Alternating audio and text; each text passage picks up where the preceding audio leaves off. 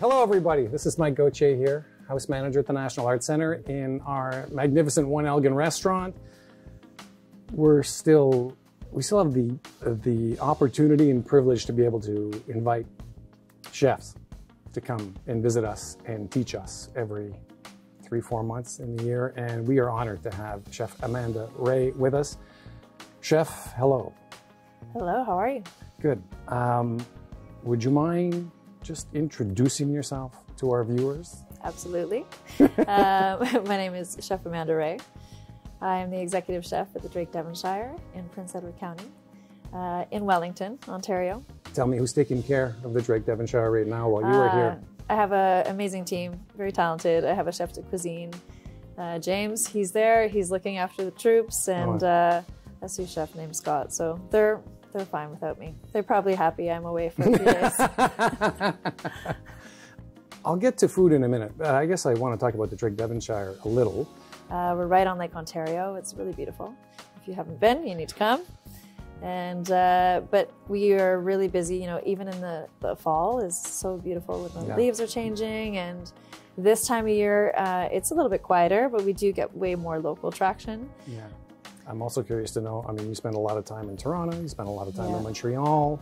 Yeah. Now you're in a small community. Yeah. Was that kind of like a culture shock for you, or is this kind of like your element? It was a bit of a shift. I think that I think somebody had said to me, my godmother, who's like a family friend, they have retired in the county, and they said, oh, I think you'd really like it.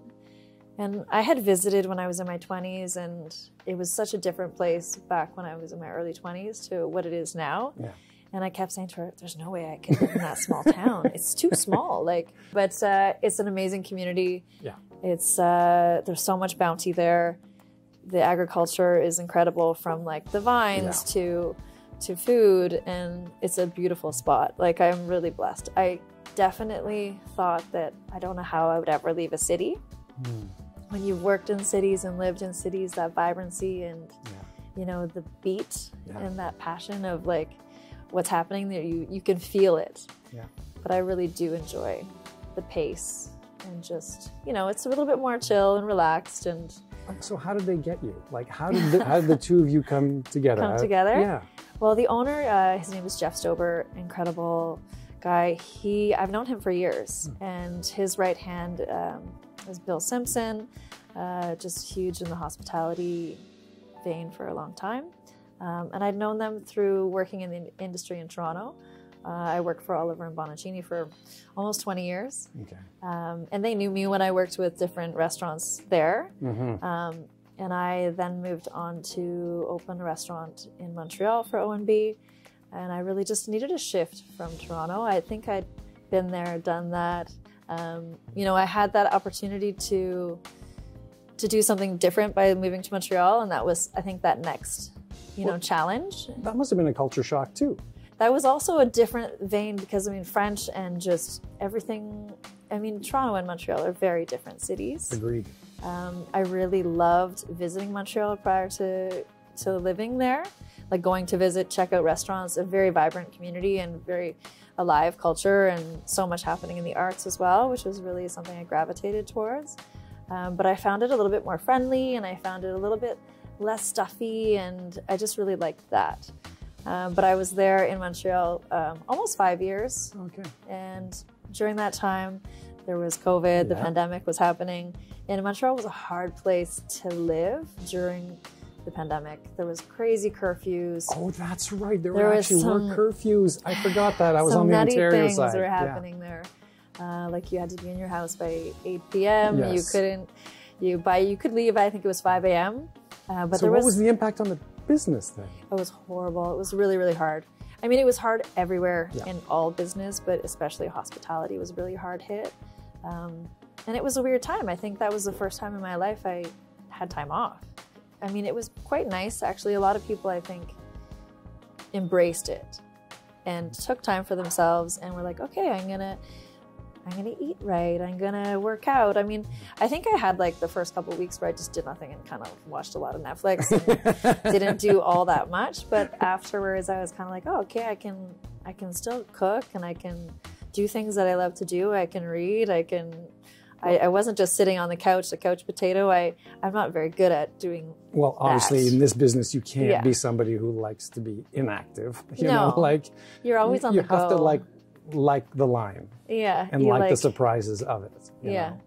But while I was living in Montreal, things had shifted, and I think then I knew that I needed a change, and I didn't want to move back to Toronto. OMB had like, we have opportunities in Halifax. We want you to come back to Toronto, and it wasn't where my heart was. Yeah. And so I had started putting things out to the universe, and sometimes things come back.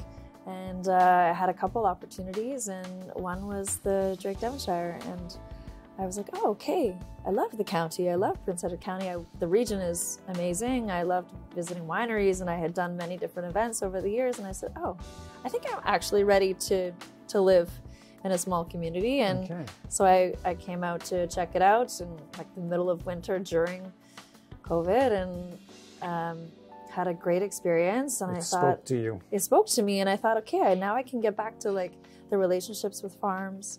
Yeah. That was something really important to me, even when I was in Toronto and Montreal. But there, it was like I could get to know the farmers. I could go to the farms. I could have those partnerships, which really spoke to me and inspired me Yeah. as a chef. Did the Drake Devonshire close during COVID as well? They did as well. I guess by the time you arrived, had they they reopened? were closed when I arrived. It Okay. was a funny thing to move back to Ontario, to a new community, that the restaurant wasn't opening. It wasn't open. But that still gave you some runway, though. It did. It gave me a lot of time to work on menus.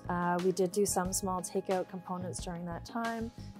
It was also moving from a curfew, from something that was kind of shut down, to wide open spaces, going to swim in the lake, like getting to be outside. Yeah, that's right. Well, let's talk about the food you've come up with Chef Quentin Lear. What was your point of attack, or what was your point of view in creating what we're going to be? Well, just kind of bringing the Devonshire here to Ottawa, bringing dishes that are on my menu currently, and showcasing them on this stage. I think that was like the best part for me. And I remember having those first conversations where I said, okay, so how does it work? And he said, well, you just give us the recipes, and we walk through the method and how to do it, and then we do it for you. I was like, weird. Okay. I mean, what do you mean I don't need to cook? I'm like, well, yeah, you'll be here. But, it was kind of like a funny thing to have somebody say, yeah, no, we're going to look after it. I have a team, I have a pastry chef. And I was like, oh, okay, cool. That's great. Well, then do that. But yeah, so the menu is really a reflection of a lot of the things on the menu currently are, featuring, root vegetables, but things that we still can buy from the farms that we can get in the off season in the winter. Yeah. They have root cellars. So, there's a lot of those things that we can get. And there's some mushrooms that we have and showcase on our menu from some mushroom growers that are from, outside of Kingston.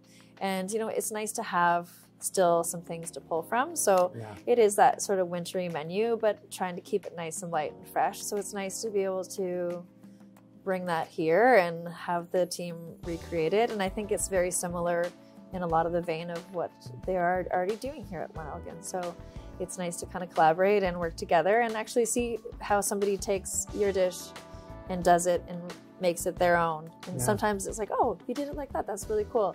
And then you learn something too. So, I mean, there's always that fun part about the whole process, which I've really loved.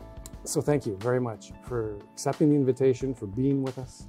My pleasure. It's such a delight. And it really does open our eyes to how we can do things. So thank you. Thanks for having me. And thank you. We'll see you next time.